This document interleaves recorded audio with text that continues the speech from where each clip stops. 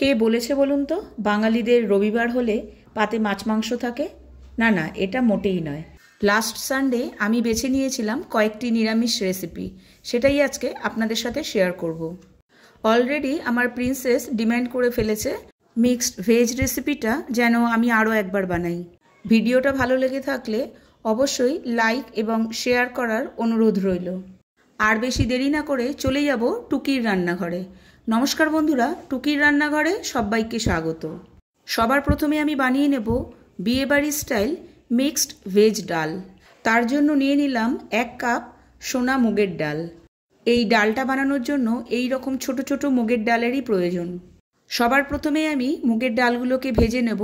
তার জন্য একটা কড়াইতে আমি ডালগুলো নিয়ে নিলাম।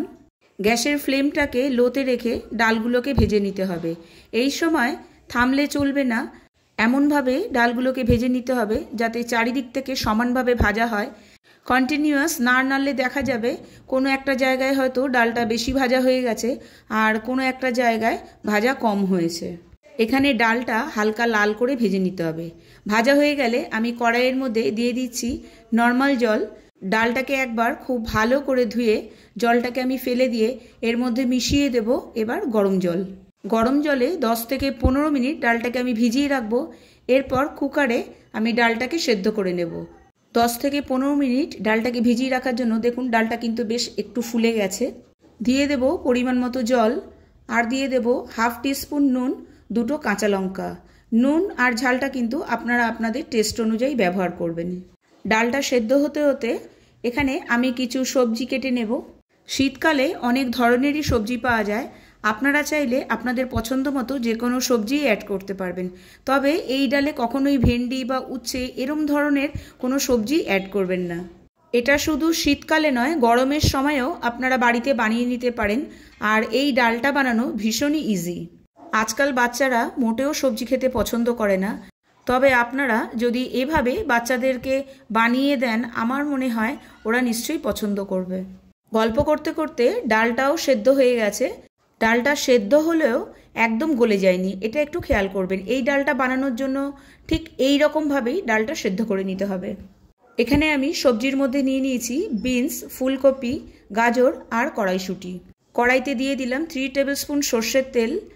তেলটা ভালো করে গরম হয়ে গেলে এতে দিয়ে দিলাম 2 লাল শুকনো লঙ্কা, 2 তেজপাতা, হাফ টিস্পুন সাদা জিরে, 1 দারচিনি স্টিক, 3টে এলাচ আর 3টে লবঙ্গ। সবশেষে দিয়ে দিলাম 7 থেকে 8টা গোটা গোলমরিচ। মশলা থেকে সুন্দর গন্ধ বেরোলে এর মধ্যে সবার প্রথমে আমি অ্যাড করে দিলাম গাজর। এই সময় গ্যাসের ফ্লেমটাকে আমি মিডিয়ামে রেখেছি। গাজরগুলো যখন 50% কুক হয়ে যাবে তখন এর মধ্যে আমি বাকি সবজিগুলোকে অ্যাড করে দিচ্ছি। আর দিয়ে দিচ্ছি হাফ টিস্পুন হলুদ, হাফ টিস্পুন নুন। এখানে আমি সবজির জন্য অল্প নুন আর হলুদটা ব্যবহার করলাম।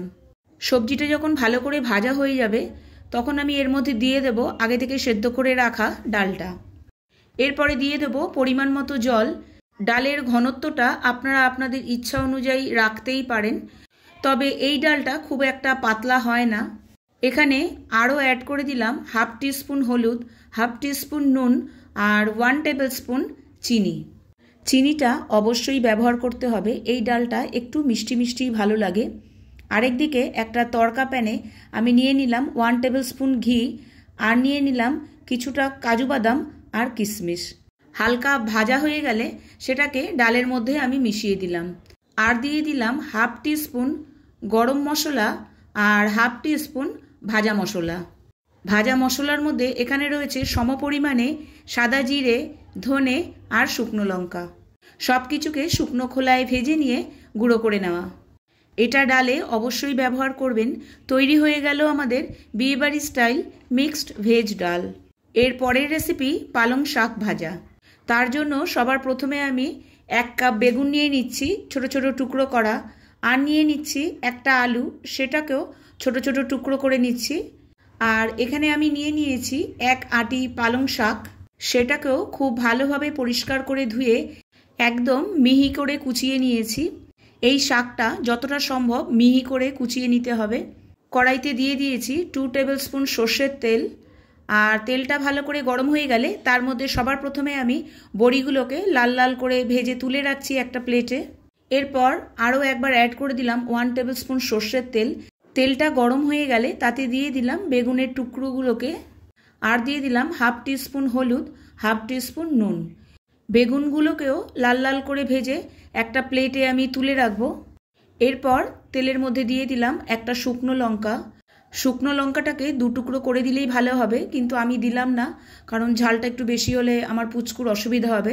তবে আপনারা কিন্তু ঝালটা একটু দিতে পারেন, এটা একটু ঝাল ঝাল হলে খেতে ভালো লাগবে। তারপরে দিয়ে দিলাম আলুর টুকরোগুলোকে, সেটাকে হালকা ভেজে নিয়ে আমি শাকগুলোকে একটু ভুলেই দিয়ে দিয়েছি। তার আগে দিতে হবে 1/2 টিস্পুন কালো জিরে। কালো জিরে থেকে সুন্দর গন্ধ বেরোলে পালং শাকটা দিয়ে দিতে হবে। এই শাক ভাজাটা দুর্দান্ত খেতে লাগে। এই রেসিপিটা আমি আমার মায়ের থেকে শিখেছি।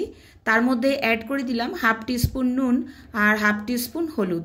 বাঙালিদের পাতে দুপুরবেলা যদি এই রকম একটা শাক ভাজা হয়, তাহলে এই শাক ভাজাটা দিয়েই কিন্তু পুরো ভাতটা খেয়ে ওঠা যায়। এরপর দিয়ে দিলাম ভাজা বড়িগুলোকে, আর দিয়ে দিলাম একটা লঙ্কা। তবে আপনারা চাইলে আরও 2-4টে দিতে পারেন। গ্যাসের ফ্লেমটাকে লোতে রেখে আমি এবার শাকটাকে ঢেকে রেখে দেবো, আর ততক্ষণে চলে যাব আরেকটি রেসিপিতে। আজকে আমি করে নেব ধনেপাতা বাটা। তার জন্য আমি নিয়ে নিয়েছি 1 আঁটি ধনেপাতা। সেটাকেও খুব ভালো করে বেছে ধুয়ে নিয়েছি। এরপর বড় বড় টুকরো করে কেটে নিয়ে আমি দিয়ে দিচ্ছি মিক্সার গ্রাইন্ডারে, আর দিয়ে দিলাম 7 থেকে 8টা রসুন আর 4টে কাঁচা লঙ্কা। আর ধনেপাতাটাকে পেস্ট করার জন্য দিয়ে দিলাম 2 টেবিল স্পুন জল। এখানে কিন্তু বেশি জল অ্যাড করবেন না। দিয়ে দিলাম স্বাদ অনুযায়ী নুন আর একটা গোটা পাতিলেবুর রস। পাতিলেবুর রসটা দেওয়ার সাথে সাথেই কিন্তু ধনেপাতার কালারটাও বেশ চেঞ্জ হয়ে গেছে। এটার টেস্টটা হবে বেশ ঝাল ঝাল আর টক টক। টক আর ঝালটা নিজেদের মতো করে কম বেশি করে নেবেন। আগেকার দিনে এই রেসিপিটা মিক্সার গ্রাইন্ডারে না, শিলে বেটে তৈরি করা হতো। স্বাদটাও হতো অতুলনীয়। এটা এইভাবেই কাঁচা অবস্থায় গরম ভাতের সাথে খেতে হবে। আশা করি আপনাদের ভালো লাগবে। পালং শাক ভাজাটাও কিন্তু এদিকে রেডি। বড়িগুলো আমি একটু ভেঙে ভেঙে দিচ্ছি, তাতে খেতে আরও বেশি ভালো লাগে। বেগুনগুলোকেও সবার শেষে আমি মিশিয়ে দিচ্ছি। আলুটাও কিন্তু ভালো করে সেদ্ধ হয়ে গেছে। এবার ভালো করে ভেজে নামিয়ে নিলেই তৈরি হয়ে গেল পালং শাক ভাজা। অ্যাকচুয়ালি শীতকালের এই রেসিপিগুলো গরম গরম ভাতের সাথে এক কথায় দুর্দান্ত লাগে। চলে যাব নেক্সট রেসিপিতে, মিক্সড ভেজ।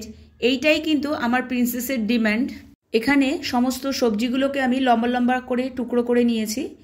এখানে আমি নিয়েছি বেগুন, রাঙা আলু, কুমড়ো, গাজর, আর নিয়েছি ফুলকপি, শিম আর আলু। ফুলকপির ভেতরে অনেক সময় পোকা থাকে, সেই জন্য ফুলকপিগুলোকে আমি আগে থেকে 2 মিনিট গরম জলে রেখে দিয়েছিলাম। আর নিয়েছি কড়াইশুঁটি। একটা কড়াইতে আমি নিয়ে নিলাম 4 টেবিল স্পুন সর্ষের তেল। তেলটা গরম হয়ে গেলে তাতে দিয়ে দিলাম 2টো তেজপাতা, 1/2 টিস্পুন সাদা জিরে, 1/2 টিস্পুন পাঁচফোড়ন, একটা ফাটানো শুকনো লঙ্কা, 2টো এলাচ, একটা দারচিনি স্টিক, আর দিয়ে দিলাম 1/2 টিস্পুন হিং। মশলা থেকে সুন্দর গন্ধ বেরোলে তার মধ্যে দিয়ে দিলাম প্রথমে গাজরের টুকরোগুলোকে।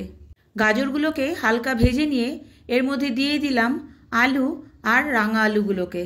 এবারও মিনিট 2 সবজিগুলোকে ভালো করে ভেজে নিয়ে এর মধ্যে দিয়ে দিলাম কুমড়ো, ফুলকপি আর শিম। সমস্ত সবজিকে আমি সমান পরিমাণে নিয়ে নিয়েছি। এখানে প্রায় সবজিগুলো 1 কাপ করে আছে। আবারও সবজিগুলোকে মিনিট 2 ভেজে নিয়ে তার মধ্যে দিয়ে দিলাম বেগুন আর কড়াইশুঁটি।